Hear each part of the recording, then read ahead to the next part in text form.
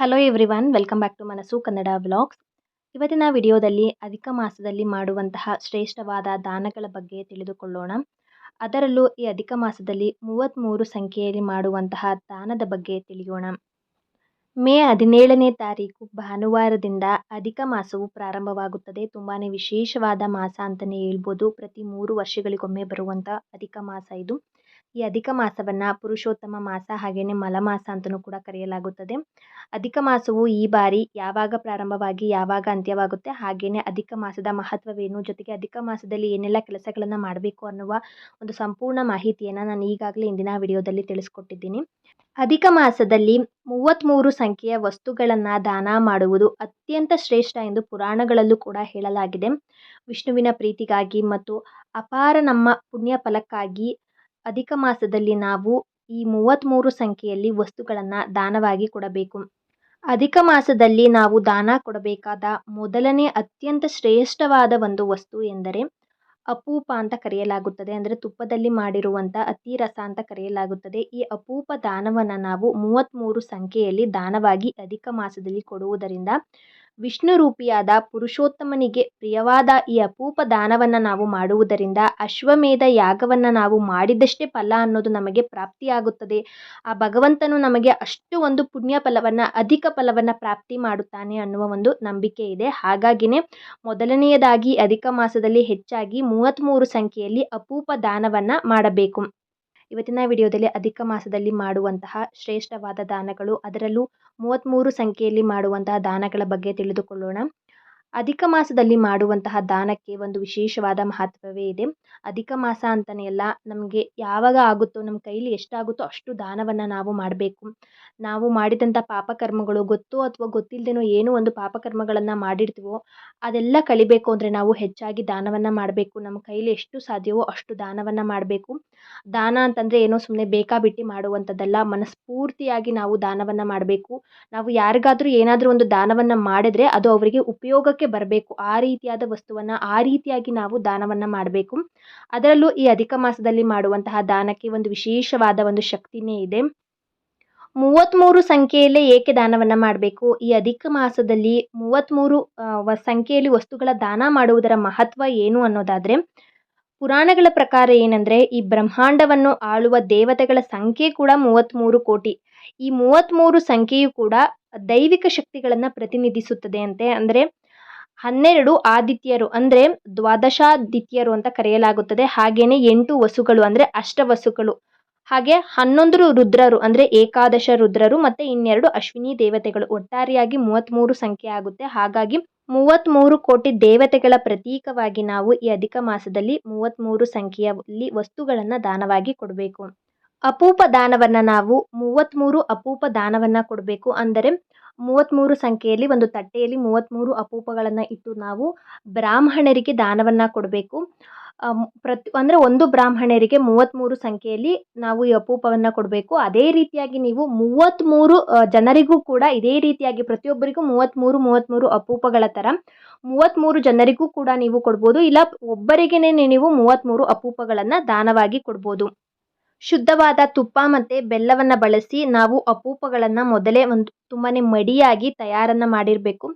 ನಂತರ ಅವುಗಳನ್ನು ಒಂದು ತಟ್ಟೆ ಅಂದರೆ ಯಾವ ತಟ್ಟೆ? ಸ್ಟೀಲ್ ತಟ್ಟೆಯಲ್ಲಿ ಇಡಬಾರ್ದು ಅಂತ ಹೇಳ್ತಾರೆ. ಶಾಸ್ತ್ರದ ಪ್ರಕಾರ ಕಂಚಿನ ತಟ್ಟೆಯನ್ನು ಬಳಸುವುದು ಅತ್ಯಂತ ಶ್ರೇಷ್ಠ ಅಂತ ಹೇಳಲಾಗಿದೆ. ಕಂಚು ಇಲ್ಲಾಂದರೆ ನೀವು ನಿಮ್ಮ ಅನುಕೂಲಕ್ಕೆ ಆಗೋದಾದರೆ ಬೆಳ್ಳಿ ತಟ್ಟೆಯಲ್ಲೂ ಕೂಡ ನೀವು ದಾನವಾಗಿ ಕೊಡ್ಬೋದು. ಅಥವಾ ಕಂಚು, ತಾಮ್ರ, ಹಿತ್ತಾಳೆ ಯಾವುದಾದ್ರೂ ಒಂದು ತಟ್ಟೆಯಲ್ಲಿ ನೀವು ಅಪೂಪಗಳನ್ನು ಇಟ್ಟು ದಾನವನ್ನು ಕೊಡ್ಬೋದು. ಸ್ಟೀಲ್ ತಟ್ಟೆಯಲ್ಲಿ ಕೊಡಬಾರ್ದು ಅಂತ ಹೇಳ್ತಾರೆ. ತುಂಬಾ ಶ್ರೇಷ್ಠ ಕಂಚಿನ ತಟ್ಟೆ. ಹಾಗಾಗಿ ಕಂಚಿನ ತಟ್ಟೆಯಲ್ಲಿ ನೀವು ಅಪೂಪಗಳನ್ನು 33 ಅಪೂಪಗಳನ್ನು ಇಟ್ಟು ದಾನವಾಗಿ ಕೊಡಿ. ಸಾಧ್ಯವಾದರೆ ಕಂಚಿನ ತಟ್ಟೆ ನಿಮ್ಗೆ ಸಾಧ್ಯವಾಗಲಿಲ್ಲ ಅಂದರೆ ತಾಮ್ರ ಅಥವಾ ನಿಮ್ಗೆ ಅನುಕೂಲ ಇದ್ದರೆ ಬೆಳ್ಳಿಯ ತಟ್ಟೆಯನ್ನು ಕೂಡ ಬಳಸ್ಬೋದು. ತಟ್ಟೆಯಲ್ಲಿ ಅಪೂಪಗಳನ್ನು ಇಟ್ಟು ಅದರ ಮೇಲೆ ಮತ್ತೊಂದು ತಟ್ಟೆಯನ್ನು ಮುಚ್ಚಿ ನೀವು ದಾನವನ್ನು ಮಾಡಬೇಕು.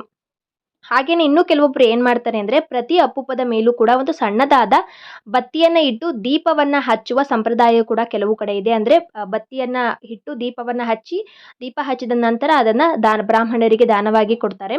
ನೀವು ದಾನವಾಗಿ ಅಪೂಪಗಳನ್ನು ಕೊಡೋದಕ್ಕಿಂತ ಮುಂಚಿತವಾಗಿ ನೀವು ಏನು ಒಂದು ತಟ್ಟೆಯಲ್ಲಿ ಅಪೂಪಗಳನ್ನು ಇಟ್ಟಿರ್ತೀರಲ್ಲ, ಅದರ ಮೇಲೆ ಮತ್ತೊಂದು ತಟ್ಟೆಯನ್ನು ಮುಚ್ಚಿ ನೀವು ದೇವರ ಮುಂದೆ ಇಟ್ಟು ಸಂಕಲ್ಪವನ್ನು ಮಾಡಿ, ಪೂಜೆಯನ್ನು ಮಾಡಿ, ನಂತರ ನೀವು ಅದನ್ನು ದಾನವಾಗಿ ಕೊಡಬೇಕು. ನನ್ನ ಸಕಲ ಪಾಪಗಳ ನಿವಾರಣೆಗಾಗಿ ಮತ್ತು ಆ ಪುರುಷೋತ್ತಮನ ಪ್ರೀತ್ಯರ್ಥವಾಗಿ ನಾನು ಈ 33 ಅಪೂಪಗಳನ್ನು ದಾನ ಮಾಡುತ್ತಿದ್ದೇನೆ ಎಂದು ಕೇಳಿಕೊಂಡು ಸಂಕಲ್ಪವನ್ನು ಮಾಡಿಕೊಂಡು ನೀವು ನಂತರ ಪೂಜೆ ಮಾಡಿ, ನಂತರ ನೀವು ಆ ಅಪೂಪದ ತಟ್ಟೆ ಸಮೇತವಾಗಿ ಕೂಡ ನೀವು ಬ್ರಾಹ್ಮಣರಿಗೆ ದಾನವಾಗಿ ಕೊಡ್ಬೋದು.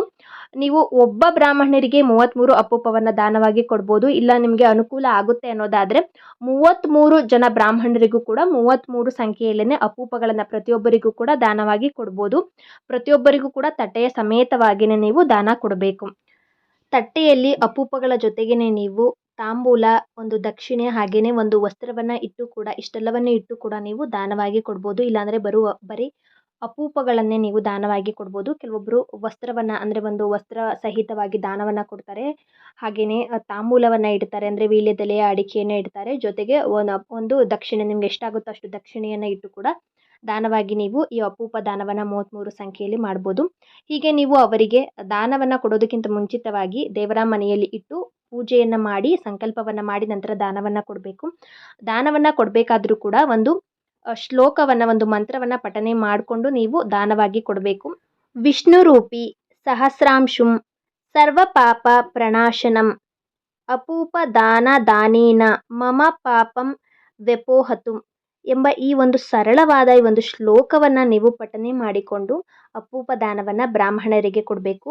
ಈ 33 ಅಪೂಪಗಳನ್ನು ಅಧಿಕ ಮಾಸದಲ್ಲಿ ಬ್ರಾಹ್ಮಣರಿಗೆ ದಾನವನ್ನು ಮಾಡುವುದರಿಂದ ಎಲ್ಲ ದೇವತೆಗಳ ಅನುಗ್ರಹ ಲಭಿಸುತ್ತದೆ. ಹಾಗೆಯೇ ಪಿತೃಗಳಿಗೆ ಮೋಕ್ಷ ಸಿಗುತ್ತದೆ. ಅಂದರೆ ಪ್ರತಿದಿನ ಕೂಡ ಅಪೂಪ ದಾನವನ್ನು ಕೆಲವೊಬ್ಬರು ಮಾಡ್ತಾರೆ, ಅನುಕೂಲ ಇರುವಂಥವ್ರು ಮಾಡ್ತಾರೆ. ಪ್ರತಿದಿನ ಈ ಅಪೂಪ ದಾನವನ್ನು ಮಾಡೋದಕ್ಕೆ ಸಾಧ್ಯ ಆಗಲಿಲ್ಲ ಅಂದರೆ ಈ ಅಧಿಕ ಮಾಸದಲ್ಲಿ ಯಾವುದಾದರೂ ಒಂದು ಶುಭ ದಿನದಂದು ನೀವು ಈ 33 ಅಪೂಪಗಳನ್ನು ದಾನ ಮಾಡಬಹುದು. ಇನ್ನು ಅಧಿಕ ಮಾಸದಲ್ಲಿ ಯಾವುದು ಶುಭ ದಿನ, ಎಲ್ಲ ದಿನಗಳು ಕೂಡ ನಾವು ದಾನವನ್ನು ಮಾಡಬಾರ್ದು ಅಂತ ಕೇಳೋದಾದರೆ, ಪ್ರತಿದಿನವೂ ಕೆಲವೊಬ್ಬರು ಈ ದಾನವನ್ನು ಮಾಡ್ತಾ ಇರ್ತಾರೆ ಅನುಕೂಲ ಇರುವಂಥವರು. ಅನುಕೂಲ ಇಲ್ಲ ಅಂದರೆ ಅಟ್ಲೀಸ್ಟ್ ಯಾವುದಾದ್ರೂ ಒಂದು ದಿನನಾದರೂ ನೀವು ಈ ಅಪೂಪ ದಾನವನ್ನು ಮಾಡಿ. ಯಾವ ದಿನ ಅಂದರೆ ಈ ಅಧಿಕ ಮಾಸದಲ್ಲಿ ಬರುವಂತಹ ಇದು ದ್ವಾದಶಿ ಆಗಿರ್ಬೋದು, ಹಾಗೆಯೇ ಹುಣ್ಣಿಮೆ, ಪೌರ್ಣಮಿ ಬರುತ್ತೆ. ಅಂತಹ ದಿನಗಳಲ್ಲಿ ಕೂಡ ನೀವು ದಾನವನ್ನು ಕೊಡ್ಬೋದು. ಅವು ತುಂಬಾ ಶುಭವಾದ ದಿನ. ಅಂತಹ ದಿನಗಳಲ್ಲಿ ನೀವು ಈ 33 ಅಪೂಪಗಳನ್ನು ದಾನವಾಗಿ ಮಾಡ್ಬೋದು. ಅಪೂಪ ದಾನವನ್ನು ಏಕೆ ಮಾಡಬೇಕು ಅನ್ನೋದಾದರೆ, ಈ ಅಪೂಪ ಅನ್ನುವಂತಹ ಒಂದು ಸಿಹಿ ಪದಾರ್ಥ ಪುರುಷೋತ್ತಮ ಅಂದರೆ ಭಗವಾನ್ ವಿಷ್ಣುವಿಗೆ ತುಂಬಾ ಪ್ರಿಯವಾದುದಂತೆ. ಹಾಗಾಗಿಯೇ ಈ ಅಪೂಪ ದಾನವನ್ನು ವಿಷ್ಣುವಿಗೆ ಪ್ರಿಯವಾಗಿರುವುದರಿಂದ ಈ ಒಂದು ಅಪೂಪವನ್ನು ಈ ಅಧಿಕ ಮಾಸದಲ್ಲಿ ದಾನವಾಗಿ ಕೊಡ್ತಾರೆ. ಇನ್ನು ಈ 33 ಸಂಖ್ಯೆಯಲ್ಲಿ ಏಕೆ ಮಾಡಬೇಕು ಅನ್ನೋದನ್ನು ಕೂಡ ಅದರ ಮಹತ್ವವನ್ನು ತಿಳಿಸಿದ್ದೀನಿ. ನಮ್ಮ ಬ್ರಹ್ಮಾಂಡವನ್ನು ಆಳುವ ದೇವತೆಗಳ ಸಂಖ್ಯೆ ಕೂಡ 33 ಕೋಟಿ ಇರುವುದರಿಂದ ಆ 33 ಸಂಖ್ಯೆಯು ದೈವಿಕ ಶಕ್ತಿಗಳನ್ನು ಪ್ರತಿನಿಧಿಸುತ್ತದೆ. ಆದಿತ್ಯರಾಗಿರ್ಬೋದು, ವಸುಗಳು, ರುದ್ರರು, ಅಶ್ವಿನಿ ದೇವತೆಗಳನ್ನು ಪ್ರತಿನಿಧಿಸುತ್ತದೆ. ಹಾಗಾಗಿನೇ ನಾವು 33 ಸಂಖ್ಯೆಯಲ್ಲಿ ಅಪೂಪ ದಾನವನ್ನು ಮಾಡಬೇಕು. ಅಧಿಕ ಮಾಸದಲ್ಲಿ ಅತ್ಯಂತ ಹೆಚ್ಚಾಗಿ ಮಾಡುವಂಥದ್ದು ಶ್ರೇಷ್ಠವಾದ ಒಂದು ದಾನ ಅಂದರೆ ಈ ಅಪೂಪ, ಅಂದರೆ ಅತಿರಸದ ದಾನ. ಇದನ್ನು ಬಿಟ್ಟರೆ ಇನ್ನೂ ಹಲವಾರು ದಾನಗಳು ಕೂಡ ಅಧಿಕ ಮಾಸದಲ್ಲಿ ಮಾಡ್ಬೋದು. ಅವು ಕೂಡ 33 ಸಂಖ್ಯೆಯಲ್ಲೇ ನೀವು ಮಾಡ್ಬೋದು. ಪ್ರತಿದಿನವೂ ಕೂಡ ಮಾಡ್ಬೋದು. ಪ್ರತಿದಿನ ಸಾಧ್ಯ ಆಗಲಿಲ್ಲ ಅಂದರೆ ಶುಭ ದಿನದಂದು, ದ್ವಾದಶಿ, ಪೌರ್ಣಮಿ, ಏಕಾದಶಿಯ ಒಂದು ಶುಭ ದಿನದಂದು ಕೂಡ ನೀವು ಅಧಿಕ ಮಾಸದಲ್ಲಿ ದಾನವನ್ನು ಮಾಡ್ಬೋದು. ಈ ಅಪೂಪ ದಾನ ಒಂದೇ ಅಲ್ಲ, ಇನ್ನು ಹಲವಾರು ವಸ್ತುಗಳನ್ನು ಕೂಡ ಅಧಿಕ ಮಾಸದಲ್ಲಿ ನಾವು ಮಂಗಳಕರವಾದ ವಸ್ತುಗಳನ್ನು ದಾನವಾಗಿ ಕೊಡ್ಬೋದು. ಅದರಲ್ಲಿ ತುಂಬಾ ಶ್ರೇಷ್ಠವಾದ ಒಂದು ಮೊದಲನೇ ದಾನ ಅಂದರೆ ಈ ಅಪೂಪ ದಾನ. ಈ ಅಪೂಪ ದಾನದ ಬಗ್ಗೆ ತಿಳಿಸ್ಕೊಟ್ಟಿದ್ದೀನಿ. ಮುಂದಿನ ವಿಡಿಯೋದಲ್ಲಿ ಅಧಿಕ ಮಾಸದಲ್ಲಿ ಮಾಡಬಹುದಾದಂಥ ಶ್ರೇಷ್ಠವಾದ ದಾನಗಳು ಯಾವುವು, ಹಾಗೆಯೇ ಪ್ರತಿನಿತ್ಯವೂ ಕೂಡ ಯಾವೆಲ್ಲ ದಾನವನ್ನು ಅಧಿಕ ಮಾಸದಲ್ಲಿ ಮಾಡ್ಬೋದು ಅನ್ನೋದರ ಮಾಹಿತಿಯನ್ನು ಕೂಡ ಮುಂದಿನ ವಿಡಿಯೋದಲ್ಲಿ ತಿಳಿಸ್ಕೊಡ್ತೀನಿ. ಈ ವಿಡಿಯೋ ನಿಮ್ಗೇನಾದರೂ ಇಷ್ಟ ಆಗಿದ್ರೆ, ಈ ಮಾಹಿತಿ ನಿಮ್ಗೇನಾದರೂ ಇಷ್ಟ ಆಗಿದ್ರೆ ಮನಸ್ಸು ಕನ್ನಡ ವ್ಲಾಗ್ಸ್ ಚಾನಲ್ಗೆ ಸಬ್ಸ್ಕ್ರೈಬ್ ಮಾಡಿಕೊಳ್ಳಿ.